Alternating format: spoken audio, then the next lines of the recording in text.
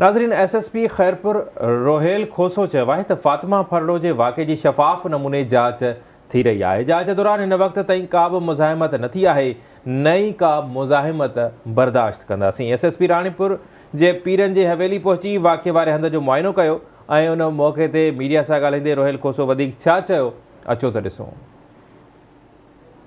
जी बिल्कुल, तव्हांखे इहो ज़रूरु ॿुधाईंदो हलां त जंहिं ॾींहुं FIR दर्ज थी आहे उन ॾींहं खां खैरपुर पुलिस इंतिहाई प्रोफेशनल तरीक़े सां लेटेस्ट टेक्नोलॉजीज़ जे तरीक़े सां हिन केस जी इन्वेस्टिगेशन करे रही आहे, जंहिंमें तव्हांखे अॻु में ॿुधाए चुका आहियूं त CCTVs जी कलेक्शन बि थी वई आहे जेके फॉरेंसिक करायूं वञनि पियूं।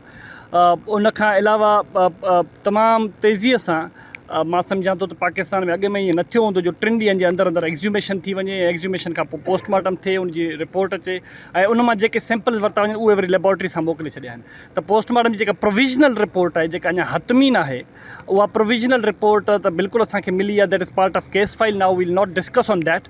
बाक़ी रही ॻाल्हि त उन में जेके बि सैंपल्स असांखे मिलिया आहिनि, असां उहे सैंपल्स मोकिले छॾिया आहिनि लेबॉरेटरीज़ में ऐं DNA मैच कराइण जे लाइ मुलज़िम जा बि सैंपल्स वरिता विया आहिनि, जेके लेबॉरेटरी खे मोकिलिया विया आहिनि, जिन जी हतमी रिपोर्ट अञा असांखे मौसूल न थी आहे। इन में 1-2 ॾींहं या कुझु ॾींहं ज़्यादा लॻी सघनि था। अॼु 4 खां 5 वधीक इज़ाफ़ी सैंपल्स बि वरिता विया आहिनि DNA मैचिंग कराइण जे लाइ ऐं फर्दर बि वरिता वेंदा। न पिकेट छाजी हवेली में पिकेट क़ाइमु कयूं। बाक़ी हाणे पुलिस आहे, उनखे ज़ाहिरी ॻाल्हि आहे पंहिंजा इन्वेस्टिगेशन जे बुनियाद जे लाइ उन में बयानु वठण जे लाइ ज़ाहिरी ॻाल्हि आहे पुलिस अचे वञे थी, उते बयानु वठंदी, उते क्राइम सीन जा फ़ोटोग्राफ्स थियनि था, उते फर्दर ॾिठो थो वञे त का ॿी छोकिरी त अहिड़ी कान्हे जेका उते महबूस रखी वई हुजे या उते का मुलाज़मत ते रखियल हुजे जेका उतां रेस्क्यू थियणु चाहींदी हुजे त पोइ असां उनखे रेस्क्यू। ॾिसो, FIR दर्ज आहे, FIR जी इन्वेस्टिगेशन में जेको बि ख़लल विझंदो उनजे ख़िलाफ़ बि कार्रवाई थींदी। सो काई मज़ाहमत न हिनमहिल ताईं पेश आई आहे, न असां मज़ाहमत खे एक्सेप्ट कंदासीं कंहिं बि सूरत में। हिनमहिल ताईं तव्हांखे ॿुधायां त 4 सैंपल्स असां इज़ाफ़ी वरिता आहिनि ऐं फर्दर बि वरिता वेंदा। लिस्टूं तयारु कयूं वञनि थियूं त कहिड़ा कहिड़ा माण्हू ईंदा वेंदा हुया, कहिड़ा मुस्तक़िल तौर पे उते रहंदा हुया,